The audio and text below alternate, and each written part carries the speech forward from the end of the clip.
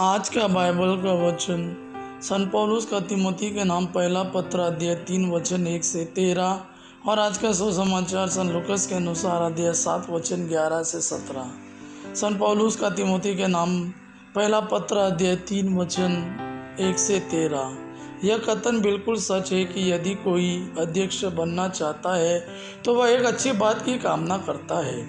धर्माध्यक्ष को चाहिए कि वह अनिंदय हो, उसने केवल एक बार विवाह किया हो, वह संयमी, समझदार, भद्र, अतिथि प्रेमी और कुशल शिक्षक हो, वह मदसेवी या क्रोधी नहीं बल्कि सहनशील हो, वह झगड़ालू या लोभी ना हो, वह अपने घर बार का अच्छा प्रबंध करे और गंभीरता पूर्वक अपने बच्चों को अनुशासन में रखे।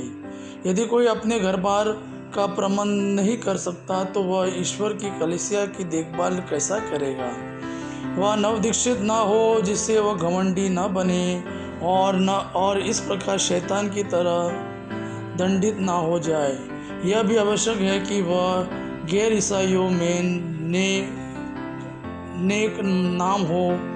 कहीं ऐसा ना हो कि वह चर्चा का विषय बने और शैतान के फंदे में पड़ जाए। इसी तरह उपयाजक गंभीर तथा निष्कपट हो, वे ना तो मदसेवी हो और ना लोभी, वे निर्मल अंतःकरण से विश्वास के प्रति ईमानदार रहे।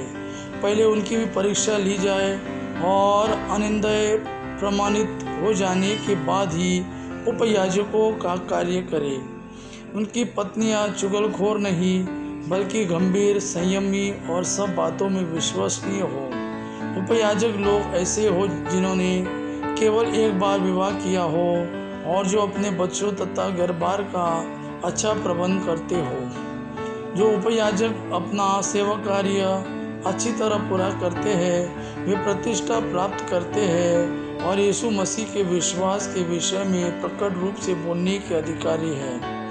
आज का सुसमाचार सन लूकस के अनुसार अध्याय 7 वचन 11 से 17। यीशु नाइम नगर गए। उनके साथ उनके शिष्य और एक विशाल जनसमूह भी चल रहा था। जब वह नगर के फाटक के निकट पहुंचे तो लोग एक मुर्दे को बाहर ले जा रहे थे। वह अपनी माँ का इकलौता बेटा था और वह विधवा थी। नगर के बहुत से लोग उसके साथ थे। माँ को देखकर प्रभु को उस पर तरस आया और उन्होंने उससे कहा, मत रो। और पास आकर उन्होंने अर्थी का स्पर्श किया।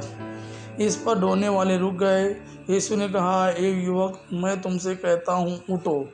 मुर्दा उठ बैठा और बोलने लगा। उसे यीशु ने उसकी माँ को सौंप दिया। सब लोग विस्मित हो गए और यह कहते हुए ईश्वर की महिमा करने लगे, हमारे बीच महान नबी उत्पन्न हुए हैं और ईश्वर ने अपने प्रजा की सुध ली है। यीशु के विषय में यह बात सारी यहूदिया और आसपास के समस्त प्रदेश में फैल गई। यह प्रभु का वाणी है। प्रभु को धन्यवाद। आबा पिता की महिमा और पुत्र यीशु का प्रेम आप पर सदा सर्वदा बना रहे। आमीन।